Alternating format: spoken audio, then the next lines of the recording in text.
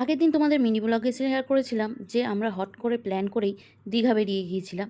আর এইটা হচ্ছে ওই দিনকেরই বিকালের পার। সকালবেলা তো ওই গরমে আর কোথাও যেতে ইচ্ছে করলো না। ওই যে 8:30 9টা নাগাদ আমরা রুমে ঢুকেছি খাবার দাবার নিয়ে, তারপর আর বিশ্বাস করো কোথাও বেরোয়নি।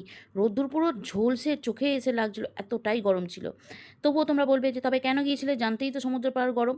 আরে দেখো, সব কিছুর কেন না উত্তর হয় না, কিছু কিছু কেন ওই কেনই থেকে যায়। বিকালবেলা তো চলে গিয়েছিলাম মন্দিরে, আর দেখা হয়ে গেছিলো এই মিষ্টি বন্ধুদের সাথে। তারপর কিন্তু আমরা খুব ভীষণভাবে সময় কাটালাম মন্দিরে। আর মন্দিরে গিয়েই না, এবারে একটা নতুন জিনিস দেখেছি, কিছু কিছু জায়গায় ভোগের স্টল, প্রসাদের স্টল, আর কিছু কিছু জায়গায় এই গরমের জন্য লস্যির ব্যবস্থা করা হয়েছে। হ্যাঁ, তবে এটা পয়সা দিয়েই কিনতে হচ্ছে।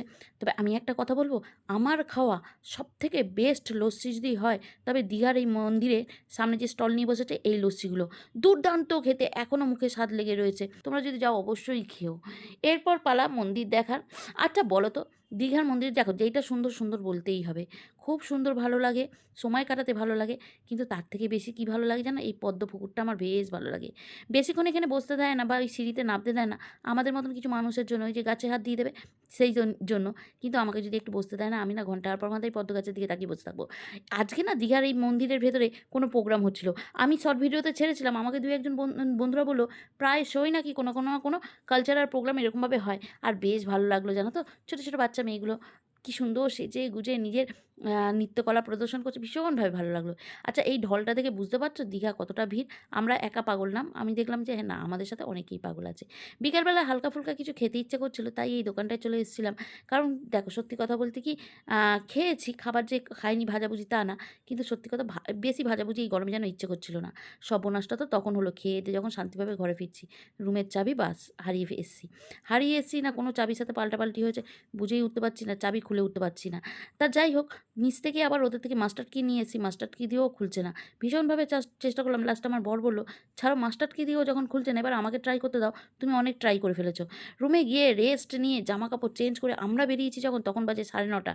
কারণ এবার একটু সমুদ্রের পাড়ে বসবো, খাওয়া দাওয়া করব, আর তারপর নেক্সট দিনের প্ল্যান করব। এত গরম লাগছিলো, মন্দির টন্দির ঘুরে ইচ্ছে করছিল না যে সমুদ্রের পাড়ে যাই বলে, তখন সেইভাবে ওয়েদারটা নরম হয়নি, মানে হচ্ছে হাওয়া টাওয়া দিচ্ছিল না। কিন্তু 8:30 9টা নাগাদ দেখলাম হঠাৎ করে মেঘলাটা, ওয়েদারটা খারাপ হয়ে গেল, আর বেশ জোরে জোরে হাওয়া দিচ্ছে। তাই ভাবলাম চলো যদি একদম সমুদ্রের পাড়েই চলে যাই, যদি বৃষ্টি সৃষ্টি হয় তবে তো একদম মনোরম ওয়েদার হয়ে যাবে। কিন্তু না, কপালটা এতটাই খারাপ, বৃষ্টি হয়নি। সারাক্ষণ চুপচাপ বসে থেকে থেকে আর সমুদ্রের হাওয়া খেয়ে খেয়ে, ওই বলে না খালি দিমাগ শয়তান কা ঘর, আমার বরের অবস্থাও তেমন হয়েছে। সে নাকি এখন বাবলস ফোলাবে, ছোটোবেলার থেকে নাকি অনেক ইচ্ছে বাচ্চারা ফোলায়, ও দেখে ওর ভালো লাগে, ও নাকি এখন এসে ফোলাবে। আমি বললাম দেখো এই বয়সটা কি তোমার বাবলস ফোলানো?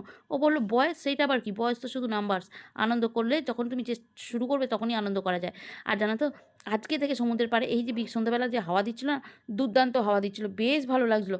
কিন্তু সত্যি কথা বলছি, এই হাওয়া থেকে সরে গেলে যে গরমটা না, সেই গরমটা কোনোভাবে যাচ্ছিল না। এই হাওয়াটা ঠান্ডা ছিল, কিন্তু একটুখানি দূরে চলে এলেই একটা ভ্যাপসানি গরম হচ্ছিল। আচ্ছা রাত্রে কি খাওয়া দাওয়া হবে সেই চিন্তা ভাবনা করে করে চলে গেলাম কেএফসিতে। এখান থেকে কিছু, আর কেএফসি মানে বুঝতেই পারছো, মানছি প্রথম দিকে বলেছিলাম ভাজাভুজি খাবো না, কিন্তু কেএফসিকে কি আর ভাজাভুজিতে ধরা হয়, বাদ দাও সেসব। এখান থেকে কিছুটা আমার পছন্দ মতন আর বরের পছন্দ মতন আমার বরের লাত পিস প্যাক করে নিলাম, নিয়ে একদম সোজা বললাম চলো রুমিতে যাবো, এসিটা চালাবো, রিল্যাক্সে খাবো। আর আজকে হোটেলেরই অর্ডার দিয়ে দেবো কিছু চাইনিজ আইটেমের। তবে জানো তো, আমাদের হোটেলটা যেহেতু মেনটেন্যান্সের কাজ চলছে, ক্যান্টিনটা বন্ধ আছে, তবে হোটেলের অপোজিটেই একটা রেস্টুরেন্ট খোলা রয়েছে, সেই রেস্টুরেন্ট থেকে ওরা খাবার সাপ্লাই দিচ্ছে। সেজন্য বললাম এখন খুব জোর খিদে পেয়েছে, এখন তো এইগুলো খাই, আর যতক্ষণ না চাও আসছে ততক্ষণ আমি তো থাকতে পারবো না, তুমি যদি থাকো তো থাকো, আমি না খেয়ে থাকতে পারবো না। সেজন্য আমি শুরু করে দিচ্ছি খাওয়া। আর দেখো একজন যদি শুরু করে, ওই কে কখন কি ভাগে কম ফেলে দিল, খেয়ে নিল, সেই চক্করে ও শুরু করবে। সেজন্য চলো, কালকে কী হবে সেটা কালকের ব্লগে শেয়ার করবো। আজকে আপাতত খেয়ে দে একটু রেস্ট নেবো। গরমে তো দীঘায় ভীষণভাবে কাইল হয়ে গেছি। কিন্তু সত্যি কথা বলতে কী বলো তো, আমাদের বাঙালিরা না ছোট্ট 1 2 দিন রিল্যাক্স করার জন্য বা মাইন্ড ফ্রেশ করার জন্য এই দীঘা, তারাপীঠ আর দার্জিলিং, না দার্জিলিংও পড়ে না, ছাড়া আর কি আছে। চলো, কালকে কী করছে সেটা কালকের ব্লগে দেবো। আজকে আপাতত গুড নাইট বলে শেষ করি।